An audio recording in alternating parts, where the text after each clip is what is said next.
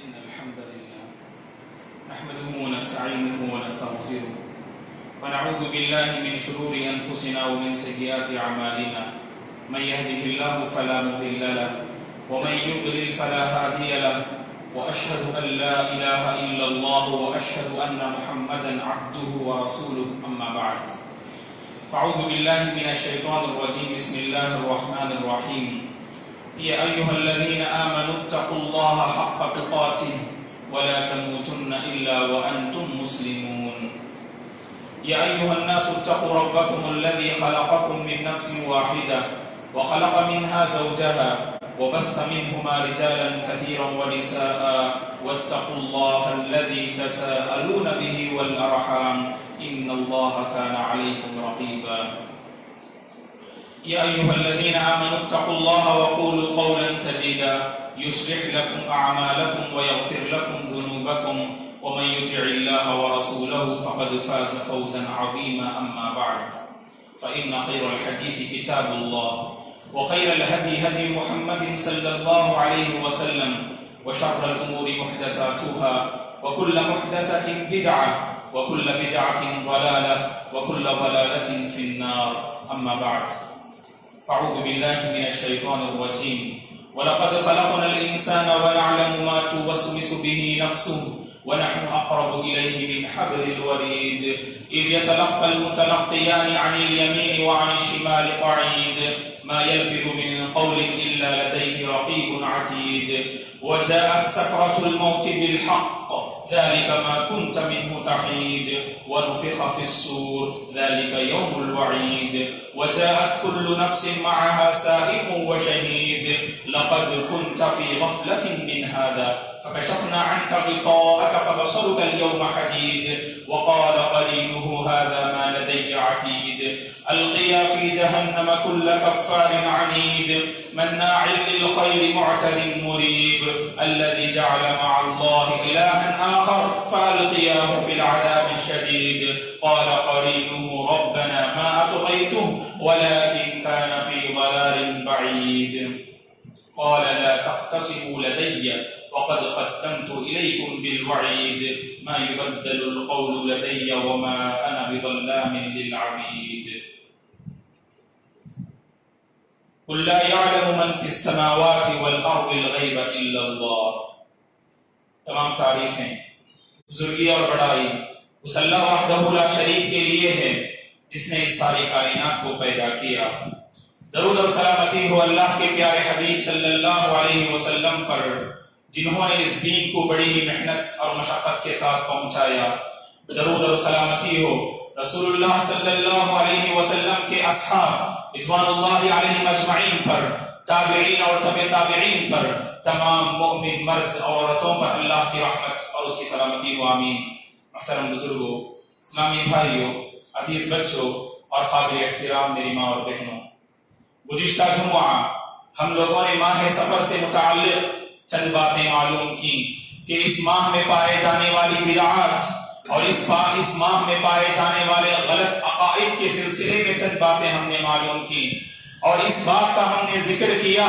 کہ ماہ سفر ہمیں اس بات کا پیغام دیتا ہے کہ ہر مسلمان کو صحیح عقیدے کا حامل ہونا چاہیے جب تک انسانی زندگی میں صحیح عقیدہ نہیں آئے گا اس وقت تک بندوں کے اعمال اللہ تبارک و تعالیٰ کے دربار میں قابل قبول ہو نہیں سکتے ہیں اسی لیے ہر مسلمان کو عقیدے کے سلسلے میں توجہ دینے کی ضرورت ہے اور اسی سلسلے کو آگے بڑھاتے ہوئے قرآن مجید کی ایک عظیم آیت جس میں اللہ تبارک و تعالیٰ نے اپنی وحدانیت اور اپنی عظمت اور اپنی معرفت اور اپنے کمال کو اللہ تبارک و تعالیٰ نے بیان کیا ہے تو اس آیت کی مختصر تفسیر اور اس آیت کی مختصر تشریح عظمت توحید کے نتیجے میں ہم معلوم کرنے کی باذن اللہ کوشش کرتے ہیں ایک مرتبہ اللہ کے رسول صلی اللہ علیہ وسلم نے صحابی رسول ابو المنذر رضی اللہ عنہ سے سوال کیا کہ ای آیت من کتاب اللہ معک اعظم یا ابا المنذر،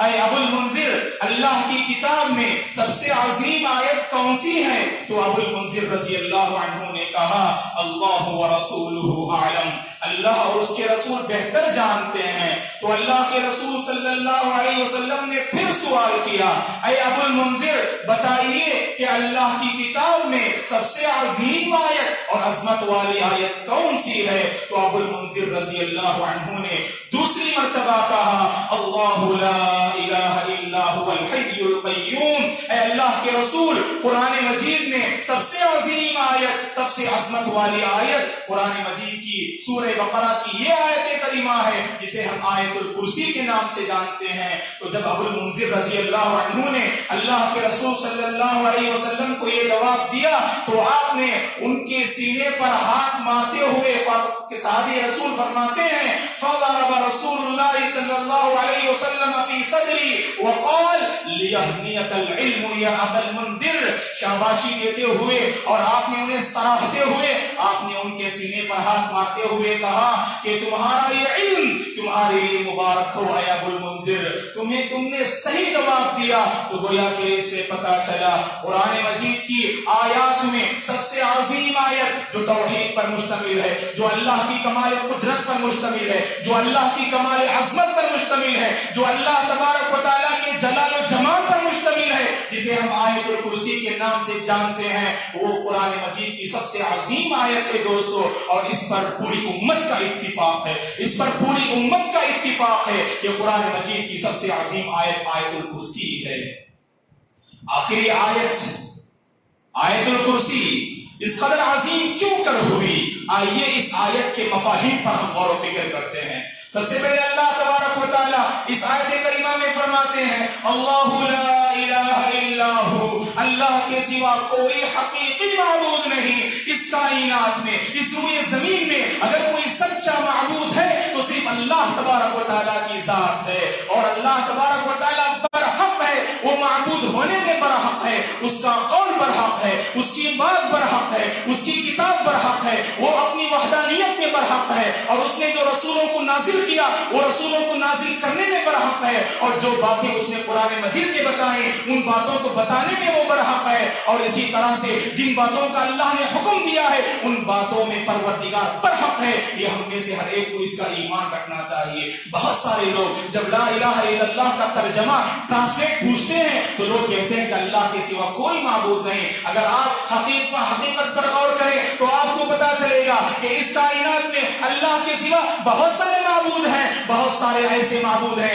جن کی پرستش کی جاتی ہے، جن کی عبادت کی جاتی ہے، لیکن اللہ کی ذات ایسی ہے جو عبادت کے لائق ہے، جو عبادت کے لائق اور زیبا ہے۔ اسی لیے صحیح ترجمہ کیا ہوگا کلمے کا دوستو؟ لا الہ الا اللہ، اللہ کے سوا کوئی سچا معبود نہیں۔ دنیا میں بہت سارے معبود ہیں جن کے سامنے لوگ اپنا سر جھکاتے ہیں، جن کے آگے سجدہ کرتے ہیں، جن کی پرستش کی جاتی ہے، جن کی عبادتیں کی جاتی ہیں، لیکن اللہ کی ذات ایسی ہے جو عبادت کے لائق ہے، جس کے سامنے سر جھکانا چاہیے، جس کی عبادت کرنی چاہیے، جس سے مانگنا چاہیے، جس پر بھروسہ کرنا چاہیے، جس سے امیدیں وابستہ کرنی چاہیے، جس سے ڈرنا چاہیے، اور جس کے سلسلے میں اپنے سارے معاملات سپرد کرنا چاہیے۔ یہ اللہ تبارک و تعالیٰ کی ذات ہے۔ اور کہا آگے اللہ تبارک و تعالیٰ نے اللہ لا الہ الا هو الحی القیوم، الحی القیوم، وہ زندہ ہے اور وہ سب کی نگرانی کرتا ہے، وہ زندہ ہے اور سب کی نگرانی کرتا ہے۔ اگر اللہ تبارک و تعالیٰ کے بارے میں ہم سے پوچھیں تو ہم کہیں گے هو الاول والآخر والظاہر والباطن، اللہ تعالیٰ پہلا وہی تھا اور آخر میں بھی وہی ہے، وہی ظاہر ہے وہی باطن ہے۔ اگر شیطان آپ کے دل میں یہ سوال کرے کائنات کو اللہ نے پیدا کیا، اللہ کو کس نے پیدا کیا، تو اللہ کے رسول نے فرمایا جب اس طرح کے شبہات آپ کے دل میں پیدا ہو تو اس مردود شیطان سے اللہ کی پناہ طلب کیا کیجئے، اعوذ باللہ من الشیطان الرجیم پڑھ لینا چاہیے۔ وہ ہمیشہ زندہ رہنے والی ذات ہے، القیوم، وہ سب کی نگرانی کرتا ہے۔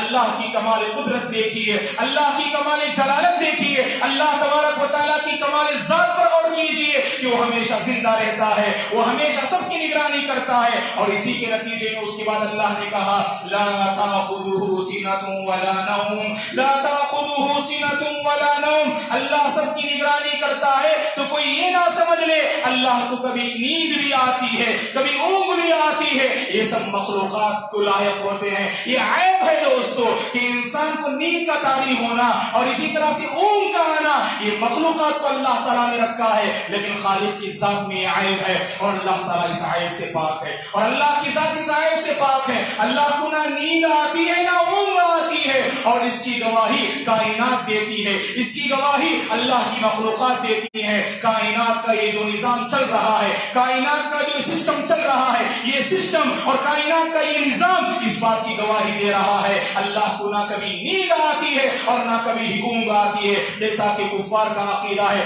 اللہ کب اپنی آنکھ، جیسے لوگ کہتے ہیں کہ ایرائیون کب اپنی آنکھ کھولے گا، تو اسی طرح ہمارے اپنے بعض مسلمان بھی کہتے ہیں اگر اللہ اپنی آنکھ کھول دے گا تو ہماری مصیبت ٹل جائے گی۔ لیکن یاد رکھیں دوستو، یہ عقیدے میں خلل ہے۔ انسان کا یہ عقیدہ ہونا چاہیے اللہ پل پل کی نگرانی کرتا ہے، اللہ ہر گھڑی کی نگرانی کرتا ہے، کائنات کے ذرے ذرے کی اس کو نگرانی اور اس کا علم اللہ تبارک و تعالیٰ کو ہوتا ہے۔ کہا کہ الحی القیوم، یہ اللہ کی دو عظیم صفت ہیں دوستو، یہ اللہ کی دو عظیم صفات ہیں، ایک الحی جو کہ زندہ ہے، القیوم جو سب کی نگرانی کرتا ہے۔ پیارے حبیب صلی اللہ علیہ وسلم کے متعلق صحابی رسول فرماتے ہیں کان رسول اللہ صلی اللہ علیہ وسلم یکثر الدعاء، اللہ کے رسول صلی اللہ علیہ وسلم اکثر جب دعا کیا کرتے تو ان دو صفات کا تذکرہ کیا کرتے تھے۔ جیسا کہ صحابہ اکرام بیان کرتے ہیں آپ کے متعلق کہ اگر کوئی بھی مصیبت تھی، کوئی بھی پریشانی رسول اللہ صلی اللہ علیہ وسلم کو لاحق ہوتی تو آپ اللہ سے کہتے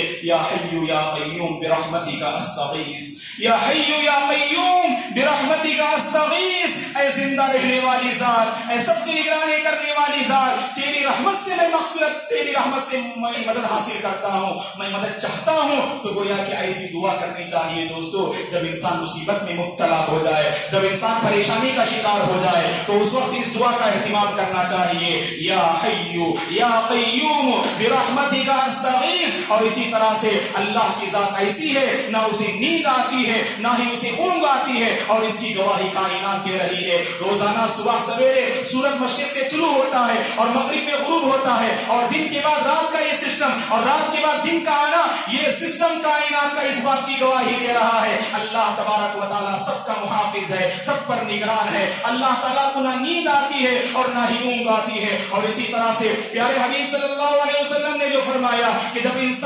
کائنات پر رات چھا جاتی ہے، ستارے ظاہر ہو جاتے ہیں، سورج جب غروب ہو جاتا ہے، ستارے جب آسمان پر ظاہر ہوتے ہیں، کائنات میں ساری مخلوقات جب سو رہی ہوتی ہیں، تو ایسی صورت میں اللہ کے چند ایسے بندے ہوتے ہیں تتجافى جنوبهم عن المضاجع يدعون ربهم خوفا وطمعا، اللہ کے کچھ ایسے نیک بندے ہوتے ہیں جو بستر میں سو رہے ہوتے ہیں تو رات کے حصے میں وہ اٹھتے ہیں، اپنے بستروں سے اپنے بازوؤں کو الگ کر لیتے ہیں اور اٹھتے ہیں اور اللہ تعالیٰ کو پکارتے ہیں۔ اور اسی کی ترجمانی کرتے ہوئے اللہ کے رسول نے فرمایا ينزل ربنا كل ليلة حين يبقى ثلث الليل الآخر في السماء الدنيا، کہ اللہ تبارک و تعالیٰ روزانہ رات کے آخری پہر آسمان دنیا میں آتے ہیں اور آ کر کہتے ہیں من يدعوني فاستجيب له من يسألوني فأعطي له من يستغفرني فأغفر له، کہ روزانہ رات کے آخری پہر اللہ تبارک و تعالیٰ آسمان دنیا میں آ کر یہ اعلان کرتے ہیں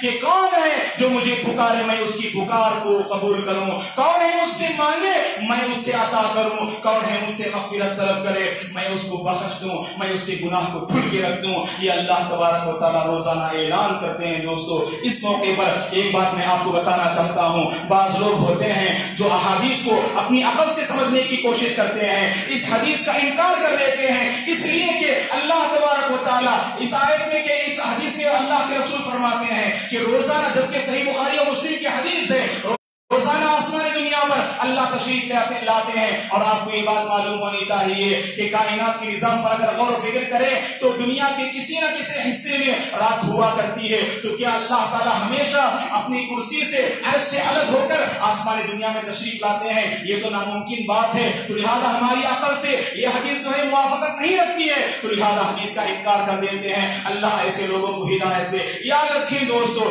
شریعت کی باتیں کبھی ہمیں اپنے عقلوں کے پردے میں رکھ کر نہیں توڑنا چاہیے۔ اللہ کے رسول نے کہہ دیا تو اسے من وعن قبول کرنا چاہیے۔ عقل میں بات سمجھ میں آئے تو یقیناً اپنا لیں، اگر سمجھ میں نہ بھی آئے تو قلل ہماری اپنی عقل میں ہوا کرتا ہے، کھوٹ ہماری اپنی عقل میں ہوا کرتی ہے، بگاڑ ہماری اپنی عقل میں ہوا کرتی ہے، نہ کہ اللہ کے رسول کی حدیث میں کوئی خلل اور نہ ہی کوئی کھوٹ ہوا کرتی ہے۔ تو اس کو سمجھنے کی ضرورت ہے۔ شریعت کی باتوں کو عقل کے پردے پر رکھ کر توڑنے کی ضرورت نہیں ہوا کرتی ہے، اور جس کے نتیجے میں یہ تاریخ گواہ دیتی ہے، یہ تاریخ اس بات پر شاہد ہے، کتنی ایسی جماعتیں، کتنی ایسی تحریکات، کتنے ایسے باطل فرقے جو اسی عقل کو ترجیح دینے کی وجہ سے نقل پر گمراہ ہو گئے، صحیح راستے سے ہٹ گئے۔ تو اسی لیے ہمیشہ نقل کو مقدم رکھنا چاہیے عقل پر۔ گویا کہ اس آیت کریمہ سے ہمیں یہ بات سمجھ میں آتی ہے کہ اللہ تبارک و تعالیٰ کی ذات ایسی ہے، نہ اسے ہی نیند آتی ہے اور نہ ہی اسے اونگ آتی ہے۔ اور پھر اللہ تبارک و تعالیٰ نے کہا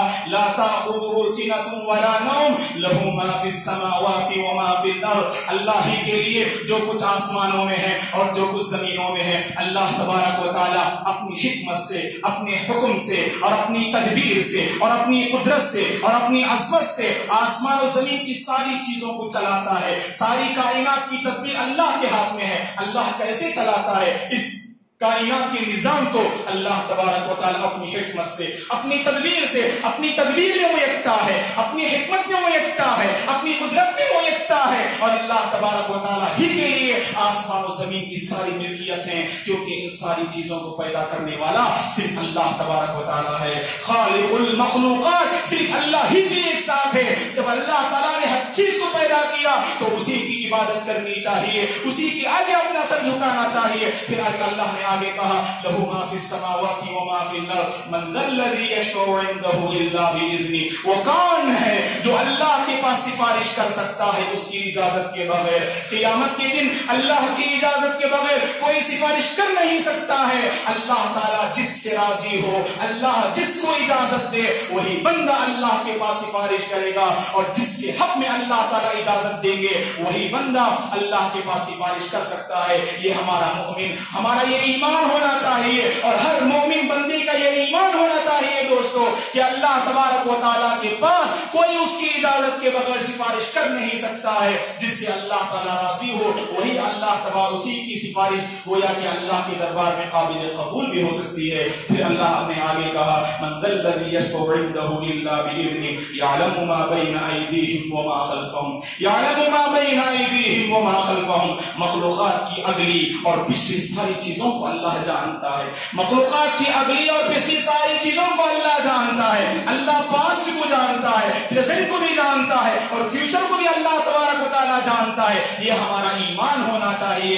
اللہ کے علاوہ کائنات میں کوئی ایسی مخلوق نہیں جو فیوچر کے بارے میں جانتی ہو۔ قرآن مجید میں اللہ تبارک و تعالیٰ نے کہا درخت کا ایک پتا اگر نیچے گرتا ہے تو اس میں بھی اللہ کی اجازت ہوتی ہے، اس میں بھی اللہ کا علم کار فرما ہوتا ہے۔ وما تسقط من ورقۃ الا يعلمها، اور درخت کا ایک پتا اگر نیچے گرتا ہے تو اس میں بھی اللہ کی اجازت ہوا کرتی ہے، اس میں بھی اللہ کا علم ہوا کرتا ہے۔ اور کہا وعنده مفاتيح الغیب لا يعلمها الا هو، وعنده مفاتيح الغیب لا يعلمها الا هو، اللہ کے پاس غیب کی کنجیاں ہیں، غیب کی چابیاں ہیں، اور اس کے علاوہ کوئی غیب کی بات نہیں جانتا۔ تو اس کے پیش نظر اللہ سب کچھ جانتا ہے اور بندے فیوچر کو نہیں جانتے۔ تو وہ لوگ جو مستقبل کا دعویٰ کرتے ہیں، جو مستقبل کی باتیں بتاتے ہیں، یہ نجومی حضرات، یہ کاہن حضرات، اور یہ مستقبل کے بارے میں بتانے والے یہ عراف حضرات جو مستقبل کا دعویٰ کرتے ہیں اور کہتے ہیں کہ آپ کے ہاتھوں کو دیکھ کر اور اسی طرح سے آپ کی کنڈلی کو دیکھ کر وہ لوگ یہ فیصلہ کرتے ہیں کہ کل آپ کے ساتھ کیا ہونے والا ہے، آپ کی زندگی میں کیا حادثات ہونے والے ہیں۔ بتائیے دوستو ان کا دعویٰ کیا یہ بجا ہے یا بے بنیاد ہے؟ اس آیت سے ہمیں اس بات کا پتہ ہوتا ہے کہ کوئی بھی انسان اگر غیب کا دعویٰ کرتا جانتا ہے اپنے غیب کے دعویٰ کرنے میں وہ غلط ہے، وہ باطل پر ہے، اور اللہ کی ذات ایسی ہے تو غیب کو جانتی ہے، اور اللہ تبارک و تعالیٰ سب کچھ جانتا ہے۔ اور یاد رکھیں کائنات میں کوئی بھی اللہ کے علم کا احاطہ نہیں کر سکتا۔ اسی کو اللہ نے کہا وَلَا يُحِيطُونَ بِشَيْءٍ مِّنْ عِلْمِهِ وَلَا يُحِيطُونَ بِشَيْءٍ مِّنْ عِلْمِهِ، اللہ کے علم کا کوئی احاطہ نہیں کر سکتا۔ اللہ سب کے بارے میں جانتا ہے، ہر ایک کے بارے میں اس کو خبر ہوتی ہے، لیکن اللہ کے علم کا کوئی احاطہ نہیں کر سکتا۔ جس کو اللہ نے اس کے بارے میں جتنا علم دیا ہے بندوں کو اتنا ہی علم حاصل ہے، اور بقیہ علم اللہ نے اپنے پاس رکھا ہے، اس کو اللہ کے علاوہ کوئی نہیں جانتا ہے۔ یہ ہمارا ایمان ہونا چاہیے۔ اور کہا کہ وسع کرسیہ السماوات والارض، اللہ تبارک و تعالیٰ کی کرسی، اللہ تبارک و تعالیٰ کی کرسی آسمان و زمین کو گھیرے ہوئے ہے، آسمان و زمین پر کشادہ ہے، اور اللہ تبارک و تعالیٰ ہر چیز میں وسیع ہے۔ وہ وسعت رکھتا ہے اپنی حکمت میں، وہ وسعت رکھتا ہے اپنی قدرت میں، وہ وسعت رکھتا ہے اپنی عظمت میں، وہ وسعت رکھتا ہے اپنی رحمت میں، وہ وسعت رکھتا ہے اپنی مغفرت میں۔ اللہ تبارک و تعالیٰ وسعت رکھتا ہے اپنے علم میں۔ اللہ تبارک و تعالیٰ واسع ہے، اللہ کشادہ ہے، اس کی ہر چیز میں وہ کشادگی رکھتا ہے۔ اسی لیے اللہ کے رسول نے فرمایا جب بندہ رب العالمین سے مانگے کوئی معمولی چیز نہ مانگے، مختصر نہ مانگے، اللہ کے رسول نے فرمایا جب بندہ اللہ کے سامنے ہاتھ اٹھاتا ہے مانگنے کے لیے فَلْيُكْفِرْ، اسے زیادہ مانگنا چاہیے۔ اللہ کی ذات وسیع ہے، وہ اپنی وسعت، اپنی رحمت میں، اپنی مغفرت میں، اپنی کرم فرمائی میں، اور اپنے فضل میں، اور اپنے جود و سخا میں، اور اپنی تخلیقات میں اللہ تبارک و تعالیٰ وسیع ہے۔ اللہ سے مانگو تو بہت بڑی چیز مانگا کرو۔ اور پھر اللہ کے رسول نے اسی کی وضاحت کرتے ہوئے فرمایا اِذَا سَأَلْتُمُ اللَّهَ الْجَنَّةَ فَاسْأَلُوا الْفِرْدَوْسَ، اگر تم اللہ سے جنت مانگو تو جنت الفردوس مانگا کرو، جنت الفردوس مانگا کرو۔ اور آپ نے فرمایا وہی اعلی الجنہ، یہ جنت کی سب سے اعلی، جنت کا سب سے اعلیٰ مقام ہے۔ اور آپ نے فرمایا وَفَوْقَهَا عَرْشُ الرَّحْمَنِ، اور اس جنت الفردوس کے اوپر اللہ تبارک و تعالیٰ کا عرش ہے۔ وَمِنْهُ تَتَفَجَّرُ الْأَنْهَارُ، اور اسی عرش سے نہریں بہتی ہیں اور نہریں جاری ہوتی ہیں۔ تو پتہ چلا اللہ سے مانگنا ہے تو اچھی طرح بڑا اونچا ٹارگٹ مانگا کیجئے اور اچھی چیز مانگا کیجئے، اور جیسا کہ اللہ کے رسول نے فرمایا جنت الفردوس تم مانگا کرو۔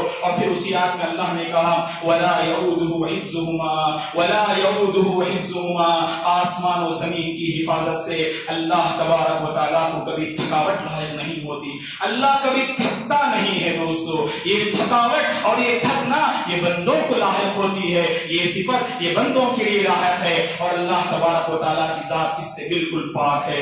اللہ تبارک و تعالیٰ کو کبھی تھکاوٹ لاحق نہیں ہوتی ہے۔ اور کہا کہ وَهُوَ الْعَلِيُّ الْعَظِيمُ، اور وہ بلند و بالا اور وہ عظمت والا ہے رب العالمین۔ یہ مختصر مفہوم رہا آیت الکرسی کے سلسلے میں۔ آیت الکرسی ایک نعمت ہے دوستو، آیت الکرسی ایک عظیم آیت ہے، اسے پڑھنا چاہیے، اسے یاد کرنا چاہیے۔ رسول اللہ صلی اللہ علیہ وسلم نے فرمایا کہ جو بندہ فرض نماز کے بعد آیت الکرسی پڑھتا ہے، صحیح روایت ہے، تو اس کو اور جنت کے درمیان سوائے موت کے کوئی چیز کوئی حائل نہیں ہو سکتی ہے۔ تو بندہ اگر آیت الکرسی کا اہتمام کرتا ہے تو وہ بندہ گویا کہ جنت میں داخل ہوتا ہے، فرائض کے بعد اگر آپ اس کا اہتمام کرتے ہیں۔ اسی طرح سے صبح و شام پڑھی جانے والی آیت الکرسی ہے، صبح کے موقع پر اور شام کے موقع پر اگر بندہ اس آیت الکرسی کا اہتمام کر لے تو اللہ کی حفاظت میں آ جاتا ہے۔ اور اسی طرح سے اس آیت الکرسی کے متعلق رسول اللہ صلی اللہ علیہ وسلم نے فرمایا خصوصاً رات میں سوتے ہوئے اگر بندہ آیت الکرسی کا اہتمام کرتا ہے تو اس آیت الکرسی کی پڑھنے کی وجہ سے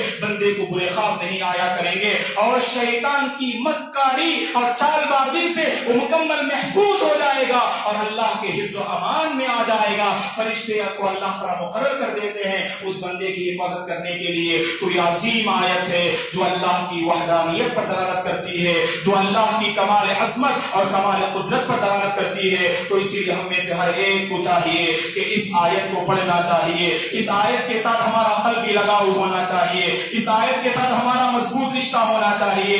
اس آیت کو یاد کریں، صبح و شام اس کا اہتمام کریں، اور رات میں سوتے ہوئے بھی اس کا اہتمام کریں، اور ہر فرض نماز کے بعد بھی اس کا اہتمام کریں۔ اس کے بعد دیکھیے زندگی میں کیسے تبدیلی آتی ہے۔ اور صرف یاد کرنا یہ مقصود نہیں ہے دوستو، بلکہ خطبہ میں جو باتیں بتائی گئی ہیں کہ اس آیت میں جو اللہ تبارک و تعالیٰ نے اپنا جو بہترین انٹروڈکشن इंट्रोडक्शन कराया है, अपना जो बेहतरीन तारुफ कराया है, उसी के मुताबिक अपनी जिंदगी बसर करने की जरूरत है।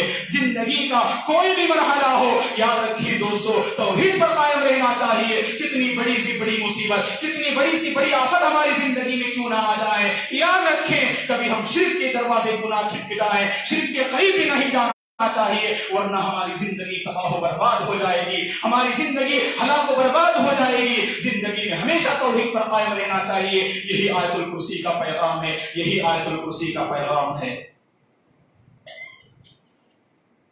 எல்லாம் வல்ல அல்லாஹ்வின் நல்லடியார்களே, இன்றைய ஜும்மாவுடைய உரையில் ஆயத்துல் குர்சியின் முக்கியத்துவத்தின் சில விஷயங்களை நான் உங்களுக்கு முன்பு எடுத்து வைத்தேன்.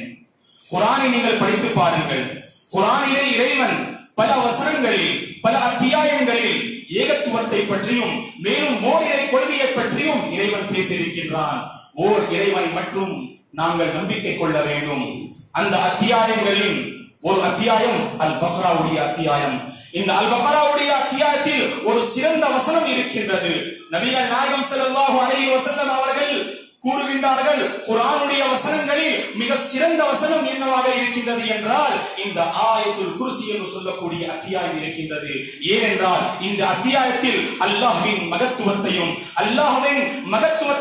மேலும் அல்லாஹ்வின் பண்புகளையும் அல்லாஹ்வின் வல்லமைகளையும் மேலும் அல்லாஹ்வை பற்றி பல விஷயங்களை இந்த வசனத்தில் இறைவன் குறிப்பிட்டுள்ளான். ஆகவே இந்த வசனத்தை நாங்கள் படிக்க வேண்டும், இந்த வசனத்தை பற்றி நாங்கள் படிக்க வேண்டும், இந்த வசனத்தை நாங்கள் மனப்பாடம் செய்ய வேண்டும், மேலும் இந்த வசனத்தை நாங்கள் ஆராய்ந்து பார்க்க வேண்டும். ஏனென்றால் இறைவன் இந்த வசனத்திலே கூறுகின்றான், அல்லாஹு லா இலாஹ இல்லா ஹு, வணக்கத்திற்குரியவன் அல்லாஹ்வை தவிர வேறு யாரும் இல்லை.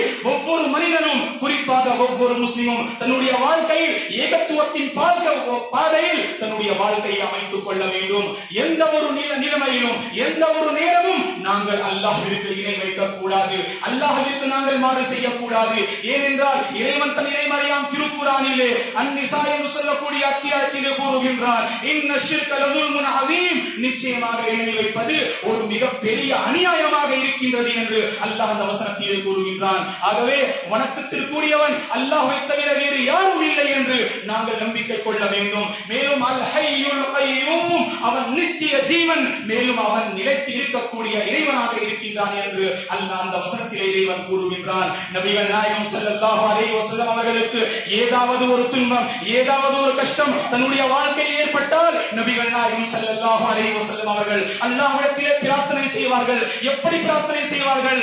சஹாபாக்கள் கூறுகின்றார்கள், அல்லாஹ்வின் தூதர் ஸல்லல்லாஹு அலைஹி வஸல்லம் அவர்கள் அதிகமான முறையில் இந்த பிரார்த்தனை செய்யக்கூடியவர்களாக இருந்தார்கள். யா ஹய்யூ யா கய்யூம் பிரஹ்மதிக அஸ்தகீஸ், நித்திய ஜீவனே, ஓ நிலைத்திருப்பனே, உன்னுடைய அருளை கொண்டு நான் உன்னிடம் உதவியை தேடுகிறேன் என்று நபிகள் நாயகம் ஸல்லல்லாஹு அலைஹி வஸல்லம் அவர்கள் பிரார்த்தனை செய்யக்கூடியவர்களாக இருந்தார்கள். எல்லாம் வல்ல அல்லாஹ்வின் நல்லடியார்களே, ஆகவே அல்லாஹ்வுடைய பண்புகளில் ஒரு மகத்தான பண்பு என்னவென்றால் அல் ஹய்யுல் கய்யூம். அதன் பிறகு இறைவன் கூறுகின்றான், லா தஅஹுதுஹு சினத்துன் வலா நௌம், அல்லாஹ்விற்கு சிறு உறக்கமோ ஆழ்ந்த உறக்கமோ வருவது கிடையாது.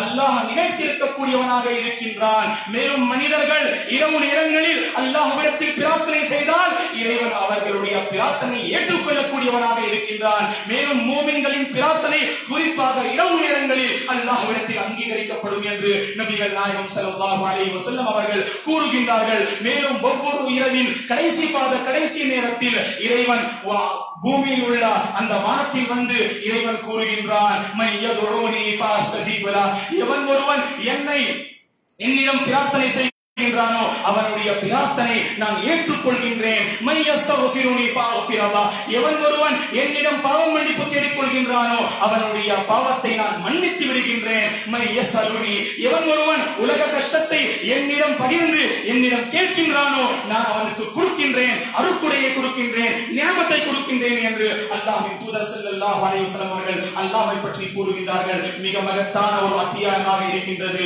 மிக மகத்தான ஒரு வசனமாக இருக்கின்றது இந்த ஆயத்துல் குர்சி சொல்லக்கூடிய அத்தியாயம், இந்த வசனம். ஆகவே இந்த வசனத்தை நாங்கள் ஆராய்ந்து பார்க்க வேண்டும். லஹுமா ஃபிஸ் ஸமாவாதி வ மா ஃபில் அர்த், அல்லாஹ்விற்கே சொந்தமானது வானங்களிலும் பூமியிலும் உள்ள அனைத்து விஷயங்கள், அனைத்து காரியங்கள் அல்லாஹ்விற்கே சொந்தமானது.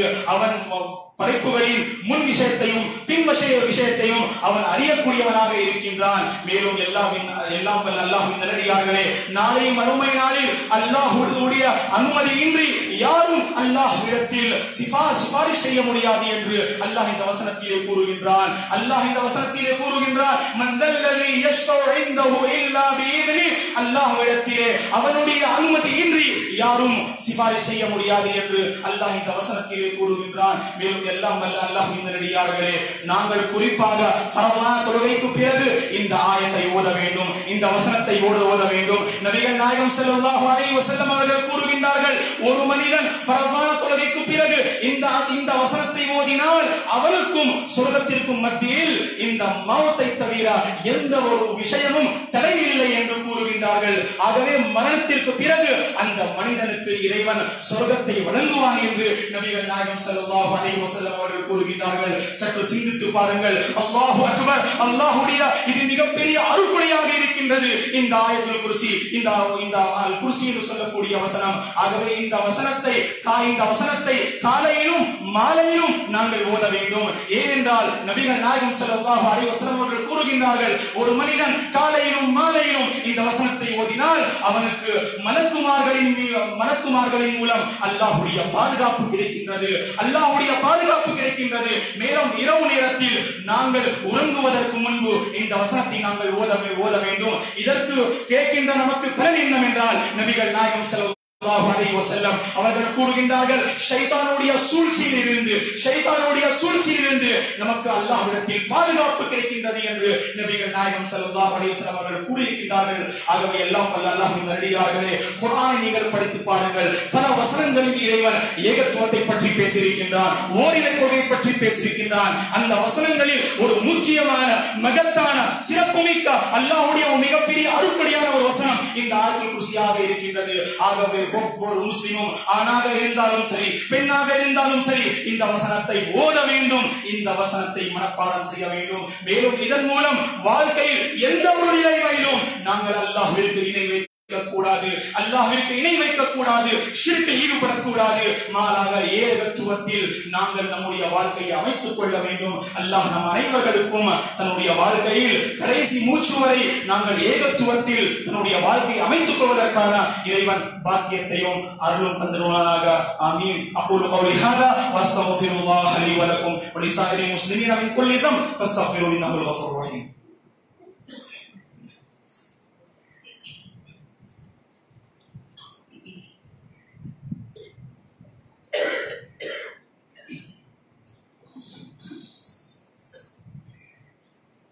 إن الحمد لله نحمده ونستعينه ونستغفره ونعوذ بالله من شرور أنفسنا ومن سيئات أعمالنا من يهده الله فلا مضل له ومن يضلل فلا هادي له وأشهد أن لا إله إلا الله وأشهد أن محمدا عبده ورسوله. أما بعد أعوذ بالله من الشيطان الرجيم. بسم الله الرحمن الرحيم. إن الله وملائكته يصلون على النبي يا أيها الذين آمنوا صلوا عليه وسلموا تسليما. اللهم صل على محمد وعلى آل محمد كما صليت على إبراهيم وعلى آل إبراهيم إنك حميد مجيد. اللهم بارك على محمد وعلى آل محمد كما باركت على إبراهيم وعلى آل إبراهيم إنك حميد مجيد. اللهم أعز الإسلام والمسلمين وأذل الشرك والمشركين. ربنا لا تؤاخذنا إن نسينا أو أخطأنا. ربنا ولا تحمل علينا إصرا كما حملته على الذين من قبلنا. ربنا ولا تحملنا ما لا طاقة لنا به واعف عنا واغفر لنا وارحمنا أنت مولانا فانصرنا على القوم الكافرين. اللهم أصلح أحوال المسلمين في الشام. اللهم أصلح أحوال المسلمين في حلب. اللهم أصلح أحوال المسلمين في بورما. اللهم أصلح أحوال المسلمين في فلسطين. اللهم أصلح أحوال المسلمين في الهند. اللهم أصلح أحوال المسلمين في كل مكان يا رب العالمين ويا أكرم الأكرمين. اللهم آت نفوسنا تقواها وزكها أنت خير من زكاها أنت وليها ومولاها. اللهم ارحم موتانا وموتى المسلمين. اللهم اشف مرضانا ومرضى المسلمين. اللهم إنا نسألك علما نافعا ورزقا واسعا وشفاء من كل داء. اللهم لا تدع لنا ذنبا إلا غفرته ولا هما إلا فرجته ولا دينا إلا قضيته ولا مريضا إلا شفيته ولا حاجة من حوائج الدنيا والآخرة إلا قضيتها يا رب العالمين. اللهم إنا نسألك الهدى والتقى والعفاف والغنى. عباد الله رحمني ورحمكم الله، فأعوذ بالله من الشيطان الرجيم. إن الله يأمر بالعدل والإحسان وإيتاء ذي القربى وينهى عن الفحشاء والمنكر والبغي يعظكم لعلكم تذكرون. اذكروا الله العظيم يذكركم